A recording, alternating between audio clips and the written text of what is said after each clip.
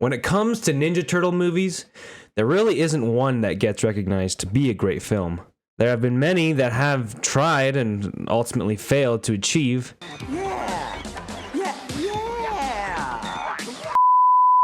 I grew up on Ninja Turtles as a kid.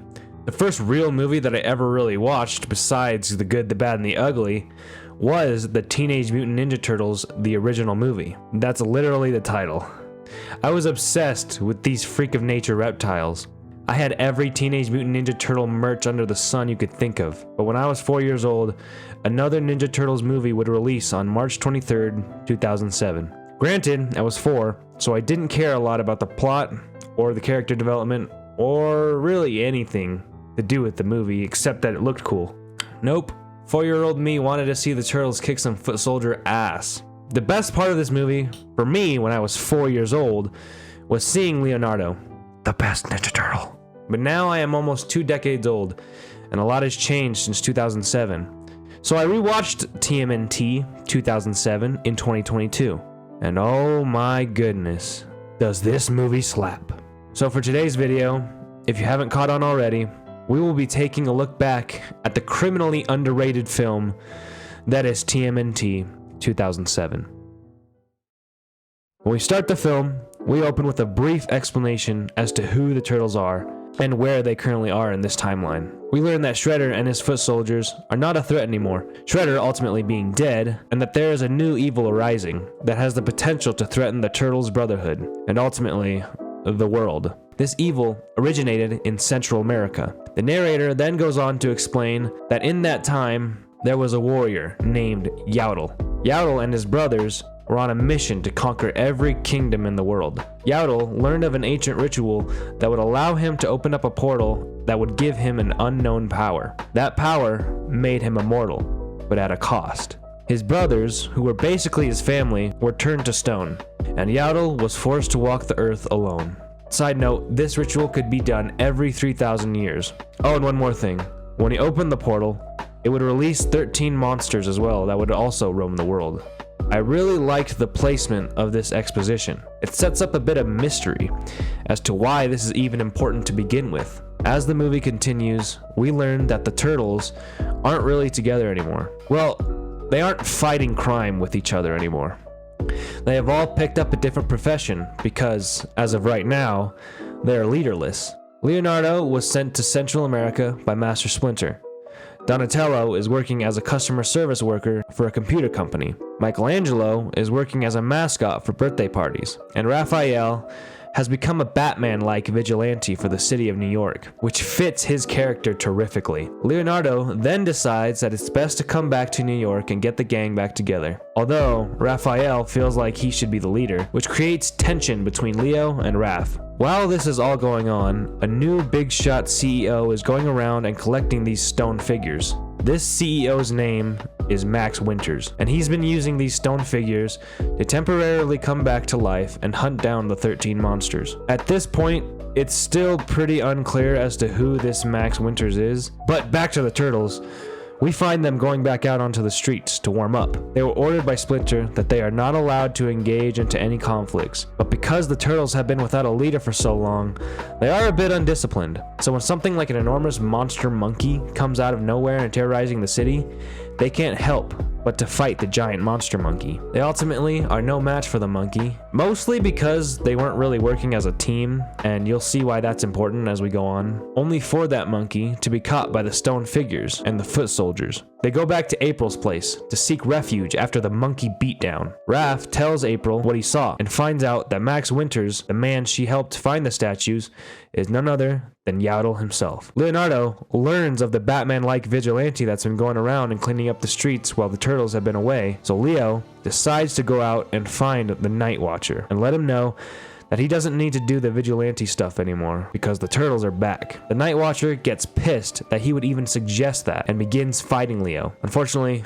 Leo is just too good and hits him with an uppercut that makes him go flying across the roof and sends his helmet flying off, exposing his face. Leo is shocked to see that it is Raphael behind the Night Watcher mask. Raph isn't going to back down and still feels like he should be the leader of the group. Raph and Leo get into a heated argument. Raphael states that they never really needed Leo. Leo then rebuttals, saying that this isn't the way to go about it. Raph says that he doesn't need to be led, with Leo stating that he's not ready yet, then gives a list of reasons as to why he's not ready, and then at the end of it says that he's better than Raph. Raph laughs it off and whips out his twin sais. Leonardo tells him that he doesn't want to do this and unsheathes his katanas. The ultimate showdown. The battle for the leadership position. One turtle to rule them all. Then we begin. This fight is a masterpiece in itself. The way this fight is choreographed is just so beautiful. It feels so spiritual and full of emotion as we finally see the tension between the two brothers break as they finally let it all out. Raphael gains the upper hand when he breaks Leo's katanas into nothing more than daggers. In this fight, Raphael ends up being the winner, as he has Leo pinned to the ground, twin sais to his neck. It is at this moment that Raphael does not want to become the leader. Now, Raphael, to me, is an interesting case. He's often displayed as the one who's hot-headed and ill-tempered, but I think his anger is not from a place of genuine hatred, but of a place of love. He loves his three brothers so much that he doesn't know how to express it, so he uses anger to express it. In this realization, Raph runs away, leaving Leo alone with two broken katanas. Leo is then hit with anesthesia and ambushed by the stone people. Leo, already worn out from the fight previous, is at an extreme disadvantage. They manage to capture Leo, thinking that he's the 13th monster, but not before Leo lets out a scream of pain, which Raphael hears and goes back for Leo. Raph isn't quick enough to catch up to them before they get away, and it's pretty heartbreaking. Raph goes back to Splinter to tell them that Leo was kidnapped and that they got into a fight. You know, all that jazz we just talked about. Splinter realizes the dire situation that Leo is in and decides it's best to go and rescue him. They need all the help they can get, so they bring along Casey Jones and April O'Neil. As they make their way to Winter's Tower, they find themselves against hundreds of foot soldiers, although for the turtles, they are no match for them,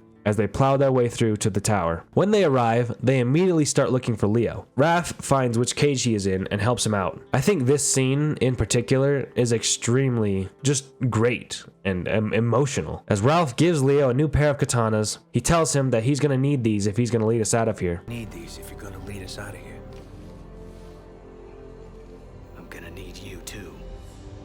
Suddenly, Max Winters comes flying from the balcony as it seems the stone figures have betrayed their brother. April confronts Winters about the monsters and tells him it's time that he sent them home. But because Winters was Yaddle the whole time for the last 3,000 years, he couldn't agree more. The whole reason he's been doing this was so that he could essentially break the curse. I find Max Winters' character fairly interesting because throughout the whole movie, he's painted as this supervillain, but in reality, he's had the same goals as the turtles the entire time. It's then revealed to us that the stone figures were the ones that wanted to open up the portal to destroy the Earth. So the turtles, Max Winters, and the Foot Clan all decide to have a temporary truce. So we finally see all the turtles fight together against Aguila and his brothers. Wait, did I not mention that all the stone figures have names? Well, they do, and they're actually called the Stone Generals. Anyways, the turtles hold off the Stone Generals, and April, the Foot Clan, and Casey go off to find the 13th monster. Because if you forgot,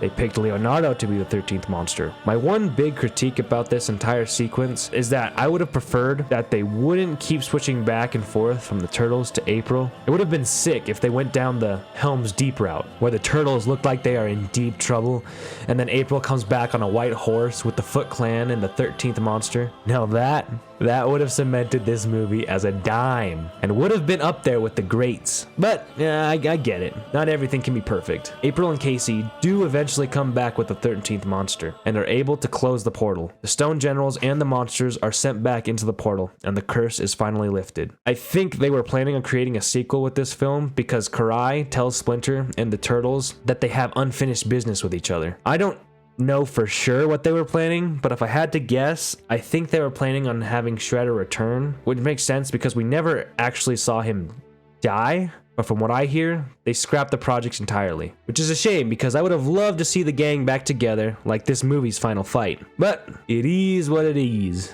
Alright, back to the film. We cut back to Winters, filled with joy because he's mortal again. And after Mikey asks what happens now, Max Winters elevates, ascends, and turns into dust and essentially dies. Next, we see Splinter putting Yowdle's helmet in his collection of helmets right above Shredder's helmet. Then Raphael puts his Night Watcher helmet in the collection as well, truly symbolizing that Raph is done trying to rebel and be his own thing, and also marks his character arc complete. Now, Leonardo has always been my favorite Ninja Turtle, and in my opinion, he's the best one. But for this movie, Raphael is easily the best part. He has the best character arc, and his development within an hour and 19 minutes is genuinely phenomenal. And thus, this ends a really great Teenage Mutant Ninja Turtles film. And not even that, it's just a great film in general. The cinematography and the music alone are well done. The story is excruciatingly compelling, and the action is not too bad either. I also forgot to mention the star-studded cast. You got people like Mako, who, if you didn't know, was the one who voiced Iroh for the first 2 seasons of The Avatar, before he, unfortunately, passed away before recording the 3rd season. TMNT was one of the last projects he would record. Rest in peace to a legend. We have people like Chris Evans, who voiced Casey Jones, and Sir Patrick Stewart, who voiced Max Winters, along with all-time great voice actors such as James Arnold Taylor, who is the voice of many recognizable characters like Obi-Wan Kenobi from The Clone Wars, and even Johnny Test and Fred Flintstone. Nolan North, who voices Raphael, although he's best known for his performances in the Nathan Drake series. This movie has remained a great watch, and in 2022, it's still a great Ninja Turtles movie. I would love to see a standalone Leonardo movie, and you can make that into a samurai film. That would be pretty cool. But one that I would actually like to see come to the big screen is from the comics The Last Ronin, where all of them die at the hands of Shredder, except for Michelangelo. You could make a series about that if you wanted to. I would definitely watch it, but we'll just have to wait and see. For now, this movie, TMNT 2007, remains a criminally underrated masterpiece. And I thank you for watching this video, and peace out, nerds.